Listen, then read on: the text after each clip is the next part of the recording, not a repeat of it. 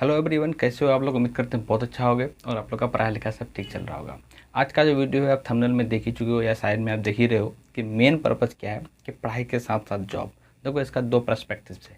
एक ये है कि कोई इंसान ऐसा है जो अपना जॉब हासिल कर लिया है या उस लेवल तक पहुँच गया है जिस चीज़ को चाह पा रहा था, पाने की कोशिश कर रहा था। यानी कोई स्पेशल जॉब का तैयारी कर रहा था, वहाँ तक वो जॉब उसको मिल गया और वहाँ तक अपना जॉब प्राप्त कर लिया। अब उसके आगे भी उसको पढ़ाई करना है उसका हाई लेवल जॉब करने के लिए। तो उसके लिए वो पढ़ाई और जॉब दोनों को, वर्किंग पीरियड और स्टडी पीरियड को कैसे मैनेज करें। और एक प्रेस्क्रिप्शन ये हो सकता है कि कोई ऐसा स्टूडेंट है जिसको जो है पढ़ाई करने के लिए आगे का पढ़ाई करने के लिए उसको पार्ट टाइम वर्क या जॉब करना पड़ रहा है। तो दो प्रिस्क्रिप्शन, एक ऐसा कि कोई मजबूरी में कर रहा है, कोई ऐसा कि अपना जो है क्या बोलता है कि फ्यूचर को आगे और ले जाने के लिए पढ़ाई कर रहा है। तो दोनों के लिए ये जो है बहुत इम्पोर्टेंट वीडियो होने वाला है। जिसको लगता है कि नहीं, पढ़ाई के साथ साथ काम भी कैसे करें या काम करते करते पढ़ाई भी कैसा करें, तो दोनों तरफ से आप सोच सकते हो। तो इस वीडियो में हम लोग इसी बारे में डिटेल में बात करेंगे। 8-10 टॉपिक पॉइंट के बारे में बात करेंगे कि कैसे हम लोग दोनों को हैंडल कर सकते हैं और अच्छा से दोनों को चला सकते हैं, है ना। तो चलिए वीडियो को शुरू करते हैं। तो इसका पॉइंट को आप नोट डाउन करते जाओ। सबसे पहला पॉइंट जो है वो है आपका प्लानिंग। जी हाँ दोस्तों, प्लानिंग का होना बहुत ज़रूरी है। प्लानिंग का जो होना इसलिए ज़रूरी है क्योंकि एक अनसर्टन जो होता है, ये क्या होता है आपको बताते हैं। पहला क्या होगा कि आप जो है अपना एक प्लानिंग करके रखे हो कि नहीं, हमको 6 बजे से लेकर सुबह 6 बजे से लेकर 4 बजे शाम तक काम करना है, उसके बाद पढ़ाई करना है।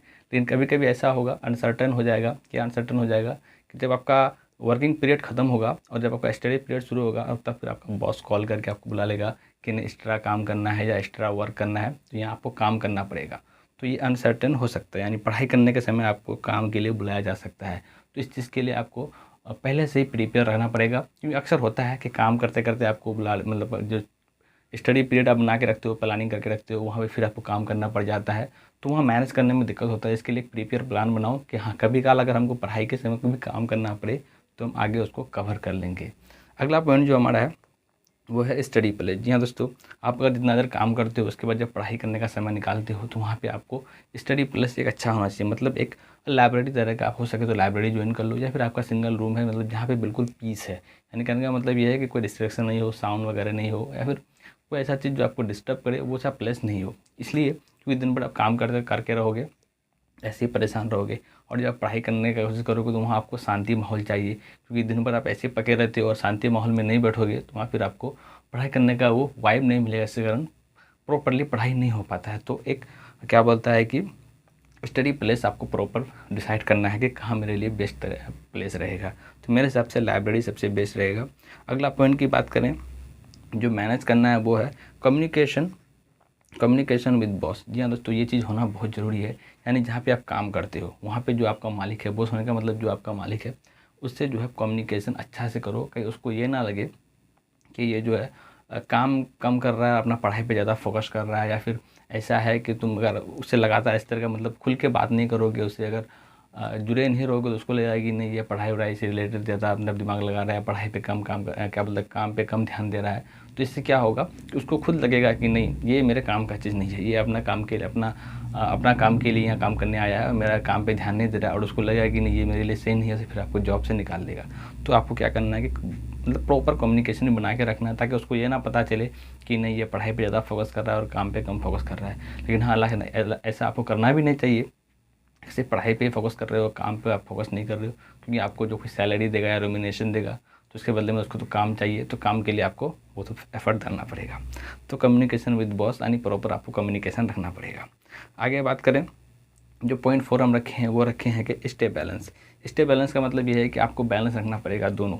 एक हो गया आपका वर्किंग पीरियड, एक आपका स्टडी पीरियड। क्योंकि कभी कभी क्या होता है कि आप जब वर्क करके आओगे तो बहुत ज़्यादा थक जाओगे, आप फिर पढ़ाई नहीं कर पाओगे। ये होता है, बहुतों के साथ होता है।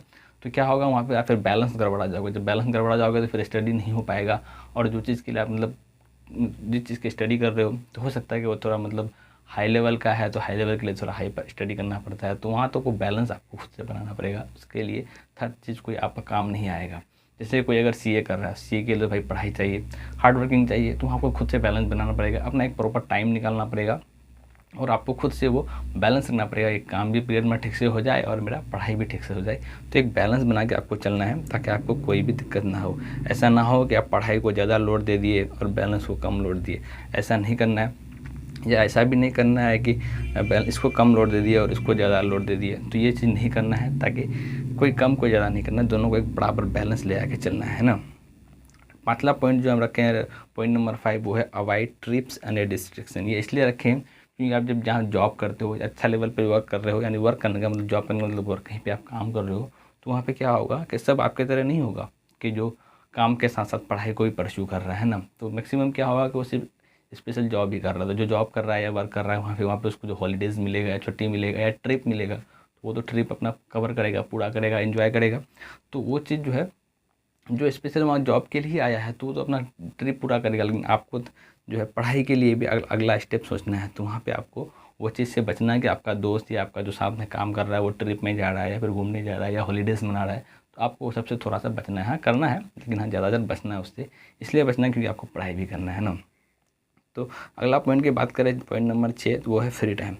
जी हाँ दोस्तों, आप जॉब पीरियड ऐसा होता है कि ऐसा तो नहीं होता कि हमेशा आपको पढ़ना ही पड़ता है।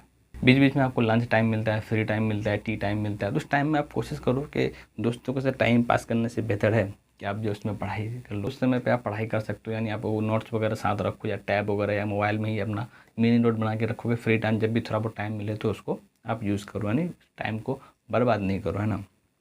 अगला पॉइंट, पॉइंट नंबर 6 जो यूज़ करते हैं, वो हम लोग यूज़ ऑफ टेक्नोलॉजी यानी डिजिटल नोट के बारे में बात कर रहे हैं।